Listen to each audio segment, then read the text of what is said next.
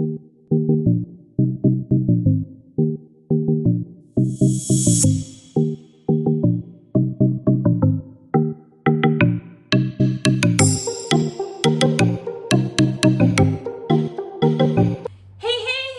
guys. Okay, so one thing. I think I'm able, or I think I would love, or I think I'm capable of giving you ideas, tips on how or what to consider when you travel solo. These questions I've heard a lot, many times. How do you manage to travel solo? How do you make it? How does it work? But I do have a list of things that I consider before I go for a trip. This is your girl, the cozy me, Greek traveler. I call myself. I travel a lot within Greek islands. So if you haven't seen any of my videos, I have the list of my videos on my playlist right here, right here. I have a lot of them. So last time I went to Tinos, is one of the Greek islands, and I went to Syros, is also one of the Greek islands. But I held another video because of the Vienna video, which I've been procrastinating for months, since winter, since February, to post it, to edit. I lost the mojo. I was like, oh my God, I'm tired. I don't know what happened to me in terms of editing, and I lost it. From nowhere, I decided to pick myself up and say, you know what, girl, you gotta do it. You're gonna have to do this. Now, today I want to share with you what I always consider before I walk out of the house, or before I plan a trip, or before I consider going somewhere, really, because I travel a lot by myself. Okay, so these 10 things, ladies or gentlemen, or whoever is watching, is going to help you. Number one, beginning one, essential. Are you a blogger? Are you a photographer? Do you enjoy just taking your own pictures? Do you enjoy sceneries? Imagine being somewhere, it's an amazing view, and then you don't have a camera, or maybe you don't have battery on your phone. What will you feel? I'll feel devastated. So remember to always pack your important essential, your equipment. Your gears are very important, especially YouTubers. You understand that when you're somewhere and you have to capture that scene, you have to capture, even photographers, you can imagine that you are out of battery. So consider having the most important essential. Number two, ladies, parking, park light. Parking is very important, because when you carry a huge suitcase and you're going for camping, excuse me, you're having a suitcase and you're going for camping. Does it make sense? It doesn't. So park light according to the area where you're going. Okay, park the important things that you need. Don't carry a sweater yet you're going to the desert. Don't carry shorts yet you're going to Alaska. I mean, check where you're going and carry what you need. I once carried I was going to Kenya, so I carried what I thought I needed. When I reached there, actually, I did not need those things. So I ended up buying things there and spending more money. So carry only what you need. Pack light. That's very important. That's number two, okay? Number three, don't overdo things, okay? Don't overdo things. And what do I mean by don't overdo things? Are you in a place where you're by yourself? It's another country. You never know. If you go for a drink, drink enough. Don't over drink. Drink enough that you know where you're going. Drink enough that you know whom you're talking to.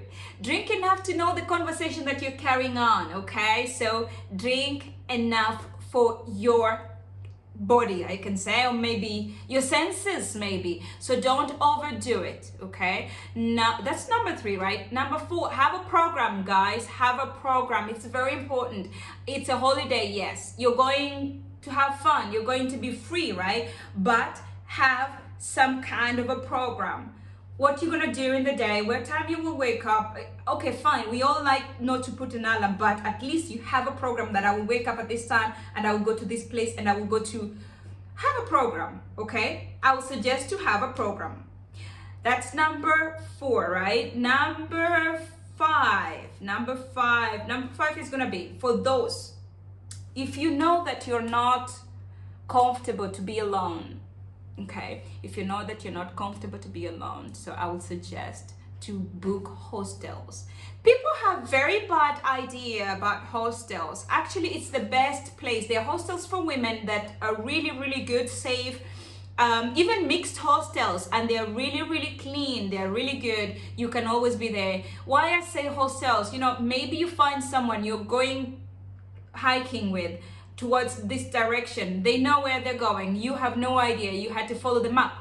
You talk to someone, there you go. You're on your way. You're going to there together with them. Maybe you have someone that in the next month you're gonna be traveling to their country. Instead of worrying about going where and which places, they can give you an idea where you need to go to. So hostels gives you at least an opportunity to talk to people, to find ideas, and also to create a group, to create, you know, a friends, a community of your own within that period of time that you're actually going for a visit. Okay, that was number 5. And then we are going to, wait, is that number 5? Yeah, number 5. We're going to number 6. Number 6 will be, again, for those who are afraid of being by themselves alone, try tour guides. Okay, in Athens we have a lot of walking tour, we have a lot of one-day cruise, we have a lot of road trips. Every summer we have quite a lot of programs that are going on. I remember I was in Vienna. When I was in Vienna, what I did the entire, like nearly half a day I was in a city hopper. Trust me, the city looks the same, so I felt like I was going around different places. So I was just sitting there. And the weather, okay, it was raining, so I did a lot of walking tours. So I said, I don't want to hop into a bus, and wherever the bus takes me, I will be there. So I did a city hopper, and that really helps. You can find a group of people who are having your likes, you're having the same likes in that time. You might want to go island hopping. Maybe you have 10 people, you book and then you go. Maybe you want to go yachting. Maybe you can have a group of people and you spend less. I don't know. Maybe you want to go wine testing. That is something that you can find a group of wine testing if you're a wine tester. Go to the beach with a group of people. That will help if you're here in the summer, and talk to people. Okay, so number 7, be a problem solver. What do I mean by that? Try to find things on your own. Try to look for things on your own. If you don't know, then talk to the local. Just ask. But the best place is Google. Like if you were at your place, if you're in your country, what will you do? If you want to go to a restaurant, you go to Google and look for that specific restaurant that you want. The same thing applies when you are abroad, when you go for a trip. The same thing applies. Go to Google, search, and get whichever restaurant you want and the location where you want to be. So that will be number 7. Yes, number 7. So number 8, very important. Blend in. What do I mean by blend in? So this is very, very common within Greek people. Okay, they like when you say a bit of words.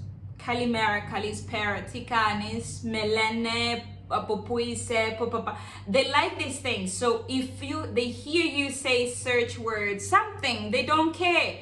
But they hear you say a word in Greek, you can see the smile on their face. They give you that warm, big smile. You feel welcome. They feel like you like them. You like the society and you like the culture. By trying to blend in and talk, try to blend in terms of food as well. Eat local food, for Christ's sake. You cannot come from Italy and come to eat pizza in Greece. Or let me say, I go to China and I ask for moussaka. That doesn't happen. I come to Greece and you go to Italy and you ask for moussaka, and you come to Greece and you ask for pizza. It doesn't work that way, does it? I will say blend in with the local in terms of food. Talk to people whenever you need some assistance. And of course, don't show some kind of wow attention in terms of your dressing, in terms of how you move around, in terms of how you behave in terms of how you carry yourself. Don't attract more attention. Okay. Number nine, fake it till you make it. You know where you are, you know what you're doing, you know where you're going. That's exactly it. That's exactly it. Don't hold your map, your Google map this way. Oh, the map is on the other side. Oh my God, it's that way. Somebody will notice that you're not from here. And most people, okay, I'm not saying that it's a bad place. I'm not saying that where you're gonna be is a bad place, but you never know whose attention you're attracting with that smartphone. So I suggest if you're using Google Map, maybe have some earphones, put the audio on so it will tell you where to turn. So number 10. Number 10, you know what number 10 is? Have a map. Always have a map with you, no matter what. And Google Map helps. I would suggest you pin your hotel or hostel or Airbnb on a Google Map. So in any case you're in a taxi, you know where you're going. So you can see that the taxi actually takes you to the right direction. And you don't get lost, okay? Even if you go to the beach, no matter how far the beach is, but if you pin your hotel or your accommodation location, that will be fun. So just make sure you pin it on a Google Map. Make sure you have Google Map always downloaded. Guys, those are my tips, tricks, ideas that I wanted to share with you, what I do consider before I take a step or think of going somewhere for a trip on my own. Okay, don't forget to help your girl by subscribing. Guys, subscribe, hit the notification button so you'll be notified when I have a new video. And don't forget to love your neighbor. I don't know about you loving your enemy, you know me, okay? But I love you guys.